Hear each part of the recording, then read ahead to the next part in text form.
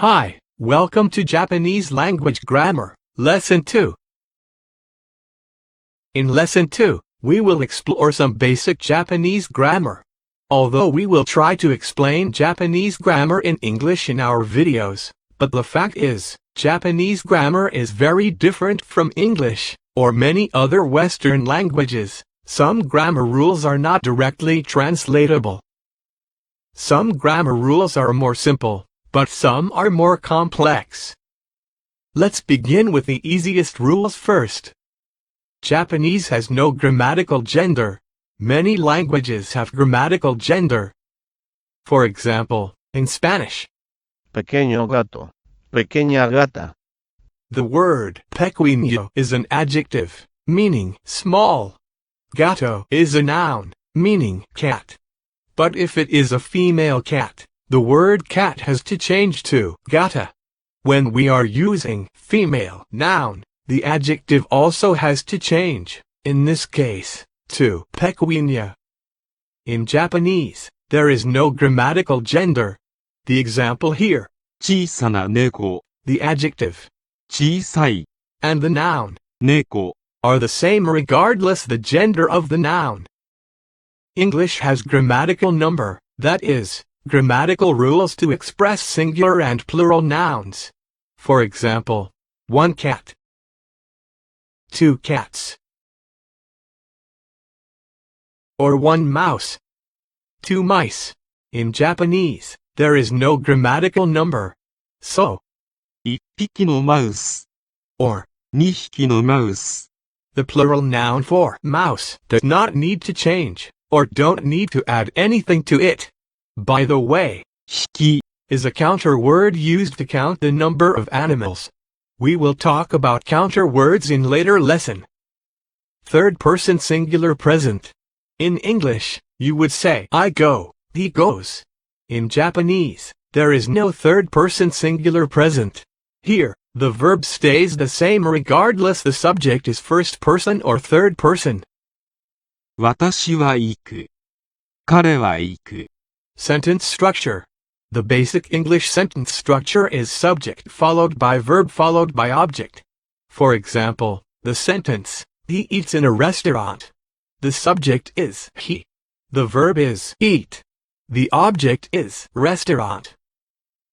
In Japanese, a sentence would be subject followed by object followed by verb. For example, the sentence, 彼はレストランで食べる。 in Japanese, however, you don't need the subject to form a grammatically correct sentence. レストランで食べる。 Is a complete sentence. In fact, you don't even need the object. 食べる。 Is a grammatically correct sentence. So, in Japanese, you only need a verb to form a grammatically correct sentence. You can see this in everyday real conversation. For example, in English we would ask, have you eaten yet? And a simple answer could be, yes, I have eaten. But in Japanese, the question could be as simple as, ate? And a simple answer could be, ate. 食べましたか。食べた。 We don't need the subject, you, I, to form a complete question or answer. This brings us to the next point, pronouns. Pronouns. Pronouns are words such as I, you, he, she, it, they, etc. Previously, we mentioned that, in Japanese, it is perfectly correct to have a sentence without subject. In this sentence, レストランで食べる。 we do not need the word he. In Japanese, 彼、 pronouns are often omitted. In English you would ask, what is your name? In Japanese, you may translate that into, あなたのお名前は何ですか。 this sentence is perfectly correct, but it is a rather rude way to ask a question for Japanese. In Japanese, people often leave out the words you あなた、 and I. 私。 So, people would just say, お名前は何ですか。 leaving out the subject you. あなた。 For many Japanese beginners, it is rather difficult and unnatural for them to leave out words such as you and I while trying to make a sentence. Of course, if you are just meeting someone for the first time, and they know you don't speak much Japanese, they will understand. But just keep in mind of this point, and try to listen as to how native Japanese construct their sentences without using much you and I. We will discuss ways to do this in later lessons. Particles. English uses prepositions, such as to, in, at, from, etc., to express time and location relationship between words in a sentence.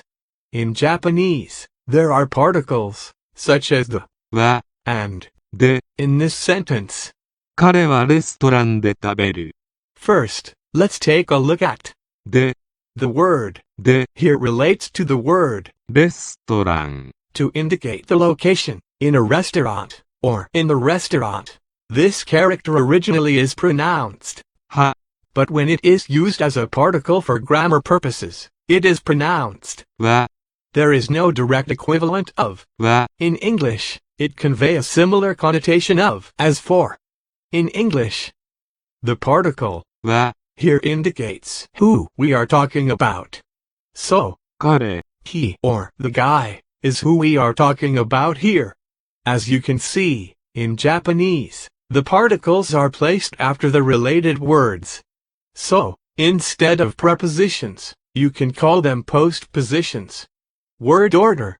In English, word order is very important. Instead of saying he always eats in a restaurant, people would have difficulty following your conversation if you say, always in a restaurant he eats, or in a restaurant he always eats. In Japanese, word order is more flexible. You can form groups of words in a sentence by the particles. You can move those groups around and still be grammatically correct as long as the verb remains at the end. Take a look at these three sentences. 彼はいつもレストランで食べる。いつもレストランで彼は食べる。レストランで彼はいつも食べる。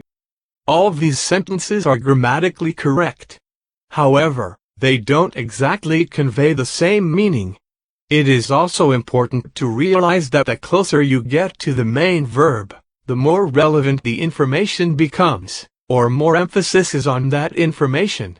For example, sentence 1彼はいつもレストランで食べる。 is mostly centered on the fact that the eating is done in the restaurant. Sentence 2いつもレストランで彼は食べる。 the emphasis is on the person, the guy. Sentence 3レストランで彼はいつも食べる。 the focus is on the fact that he always eats. Okay, that's it for lesson 2. Hope to see you all in our next lesson. If you find this video useful, please give it a thumbs up, and share it with your friends. Combine the two tables. Many characters are quite similar, so learning the characters in pair would help you to remember and recall both characters. Now, let's look at a Japanese sentence. 私はオレンジが好きです。